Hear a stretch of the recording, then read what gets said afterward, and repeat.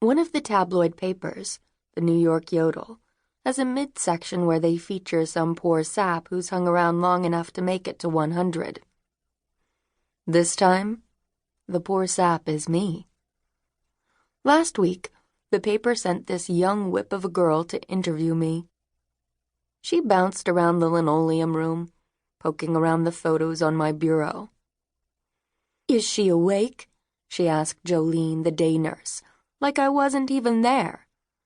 And as soon as I stirred, she started shouting questions like, "What's the secret to happiness?" in my ear. Like living to 100 makes you happy, and not creaky and constipated. I just gave the addled smile I use to make people think I'm senile, and pointed lamely to my throat.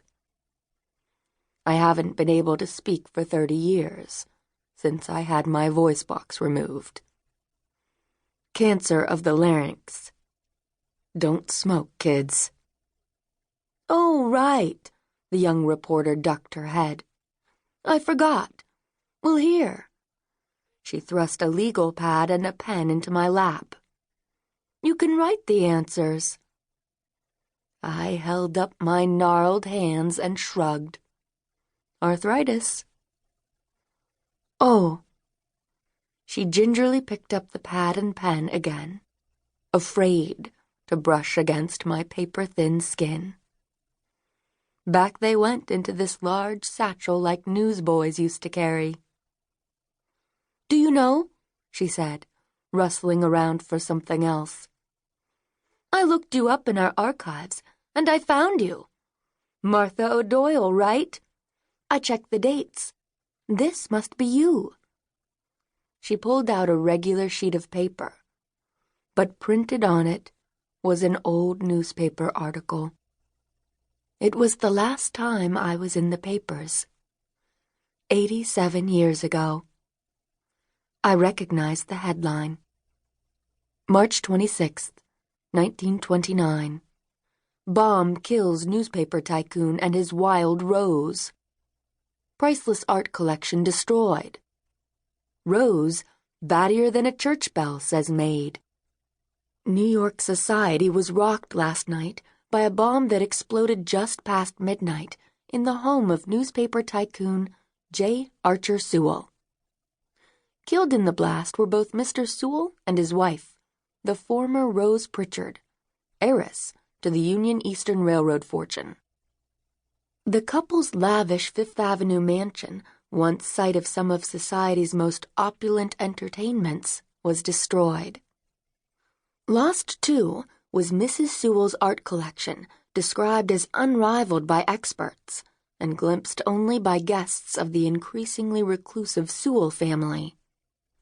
The collection, which included paintings by great artists like Rembrandt, Caravaggio, Courbet, as well as living painters like the modern sensation, Pablo Picasso, was speculated to be worth millions. As of this morning, it is an ash heap. The attack came as no surprise to J. Archer Sewell's detractors.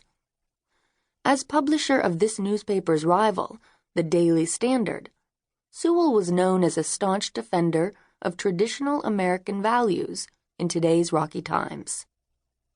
His hard-charging rhetoric made him not a few enemies, especially among immigrants, wets, anarchists, and other targets of his paper's wrath. Yet the drawing rooms of Fifth Avenue are abuzz that Wild Rose herself may have been behind the bombing. The former Miss Pritchard's outrageous teenaged antics are familiar to the Yodel's more faithful readers. The young heiress was rumored to have suffered a mental breakdown shortly after her marriage.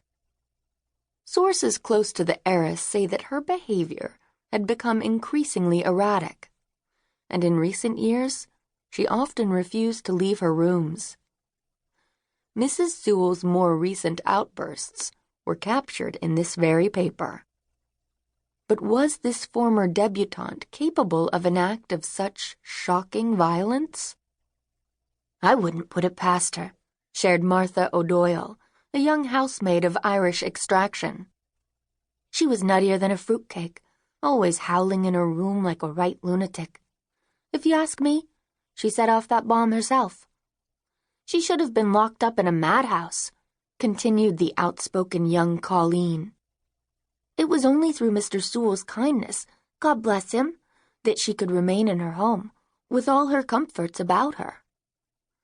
Here young Martha stopped to wipe her eyes. He was a true gentleman, Mr. Sewell was. However, detectives are investigating all possible suspects, including members of the Sewell household staff, one of whom is said to have recently fled the country. Police were unable to share more details, but have asked readers to come forward with any information that might aid their investigation.